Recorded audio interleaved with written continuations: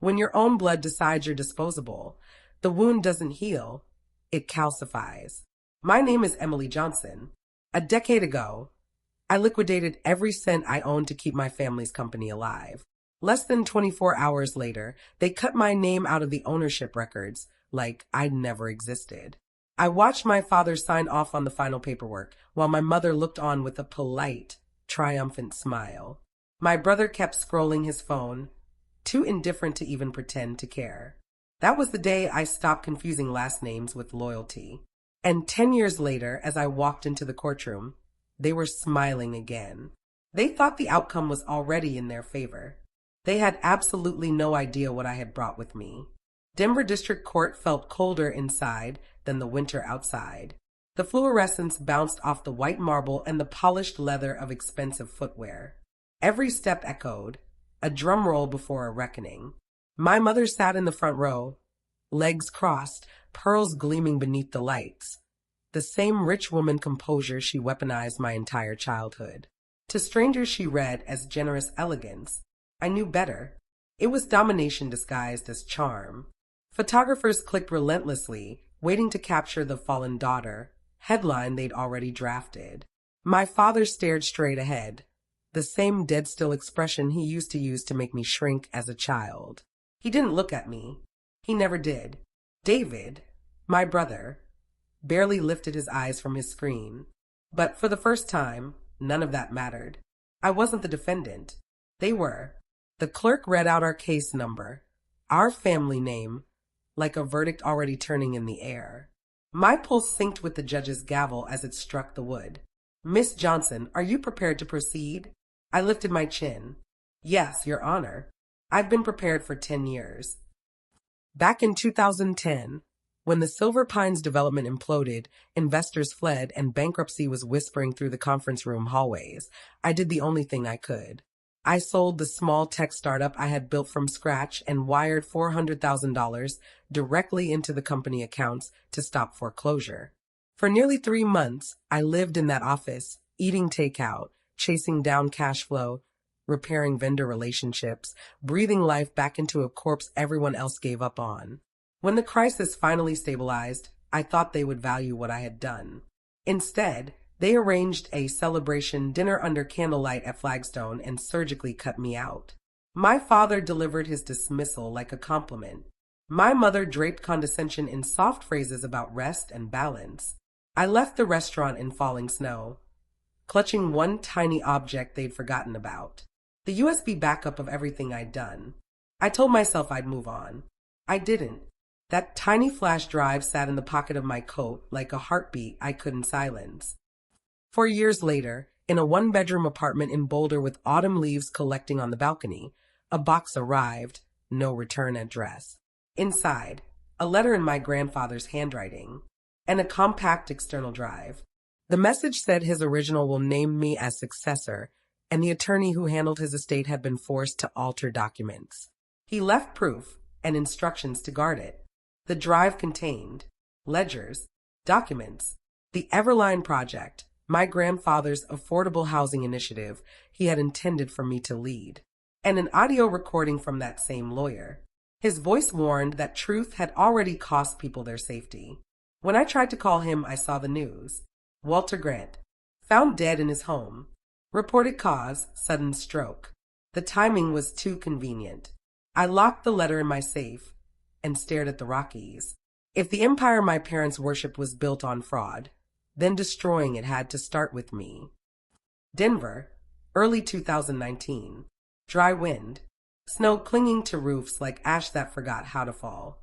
I sat alone in a corner booth with my laptop open. The folder named Everline glowed on the screen like a live wire. One spreadsheet kept pulling my eyes back. GRVXLSX. I didn't recognize that acronym from any department. I searched and my stomach dropped. GRV Consulting had been investigated years earlier for fake audits and fabricated tax filings before mysteriously disappearing from the state's registry. I kept digging, and there, buried deep, was the first ghost, Charles Heller, my grandfather's chief accountant, a man who'd vanished from family history without a single explanation. He vanished in 2011, just 21 days after the will was amended. No pension filings, no memorial notice, nothing except a weathered hotel slip from a tiny town in Wyoming, dated the exact night he was last seen. I sent every file I had to Brian, an old contact from the JDG banking division.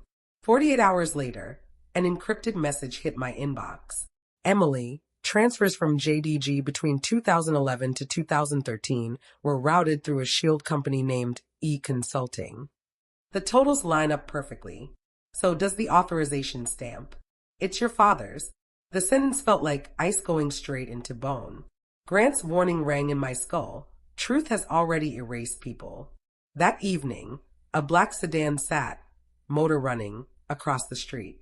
Its headlights sliced through the dark like a blade. No one stepped out. When I closed the blinds, my phone rang. A voice I didn't recognize, gravel low, steady. Stop looking, Emily. People who know too much don't stay alive long. Then click. The police logged it as a prank call. I knew it wasn't. 3 days later, I saw my mother at a charity gala. She looked immaculate, white dress, perfect curls, grace wrapped in strategy. She held my hand like a pianist adjusting a delicate key. Everyone is worried about you. Your father thinks you're losing your grip. Maybe speak to someone. I met her eyes calmly. If pursuing justice makes me unsound, then I guess I am. Her smile stalled mid-curve. You're ruining everything. When this collapses, no one will stand with you. Later that night, I found a line in my grandfather's old letter. If you feel alone, it means you're walking the right direction. Truth rarely walks in crowds. I pressed my palm to the cold window and watched snow drift through the streetlight. For the first time in years, the cold didn't reach me. Anger did. And for the first time, it had aim. Autumn 2020.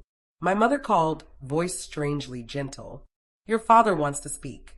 We're tired of tension, Emily. I paused, half suspicion, half dying hope. Curiosity won. Evergreen Lodge sat tucked between pine trees, too serene, too cinematic. Inside, the dining room glittered with candlelight and crystal. My father sat at the head like a marble statue. David was behind him, refilling glasses, eyes glued to the table. I knew instantly this wasn't reconciliation. It was staging. My father opened, calm, measured. We can end this quietly. Sign the agreement. Drop your claims. We'll create a trust for you. You can live comfortably, far from the noise. My mother leaned in, voice saccharine soft. You've suffered enough. Let us guard you from yourself. I looked at the document, bold letters across the top. Waiver of claims, confidential settlement. I smirked lightly. So everything just evaporates. Like Charles Heller did. The room froze like someone cut the power. David's hand trembled, the stem of his glass rattling. Dad dealt with that accountant years ago. Just sign the damn thing. Silence cracked like glass. My father's stare drilled into him. Damage already irreversible. Under the table, my phone screen glowed. The recorder had been rolling since I walked in. I stood. So it's real. You didn't just deceive me. You buried evidence. You buried Grandpa's truth. My mother's mask split, voice sharp as a blade. We built this legacy with our lives, and you are burning it down. No, I whispered. I'm saving what's left. I walked out before tears could glitter. Outside, flashes fired through branches. They'd invited the press to sculpt me into the hysterical traitor daughter. What they didn't know was that the recording in my pocket had already rewritten the script. Inside my car, I hit play. David's voice filled the cabin. Dad dealt with that accountant years ago. Then my father's cold warning. Keep your mouth shut, David. Whatever fantasy of family I still held shattered. I didn't cry from fear. I cried because I finally had proof. By morning, every headline branded me a disgrace. Let them. They constructed a production to silence me. I turned their theater into evidence. One recording. That's all. It was enough to ignite a war. February 2021. The Boulder mansion stood under a gray, heavy sky. I had walked these halls as a girl. Back then it felt like mythology. Now it was a crime scene. After Evergreen, I sent the audio to Laura Myers, federal investigator, old friend.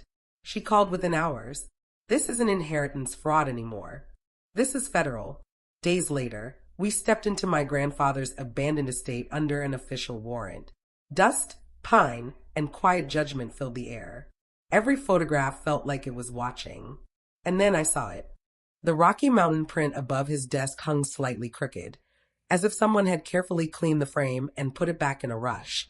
When I lifted it, a corroded steel safe waited behind the drywall like a buried confession. Still locked. I tried his birthday. Nothing. His anniversary. Nothing. Then I spun the numbers to my own. May 14th, 1986. A soft, precise click. Inside sat a leather journal, a black USB, and an envelope labeled in block ink, for her eyes only. EJ. The video on the drive showed my father looming over my grandfather, forcing him to sign a new will, threatening to cut off my grandmother's medical treatment if he refused. The quiet scratch of the pen felt like betrayal recorded, archived, dated, time-stamped. Laura whispered, barely audible, "That's elder abuse. That's the proof they buried."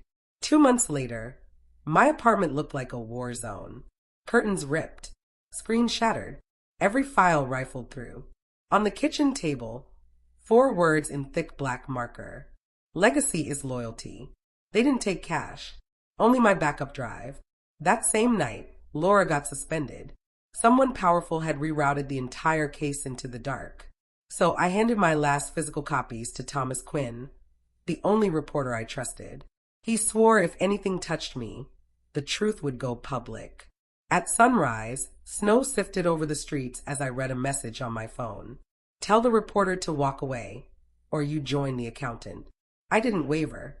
Justice wasn't given. Justice had to be held like a blade.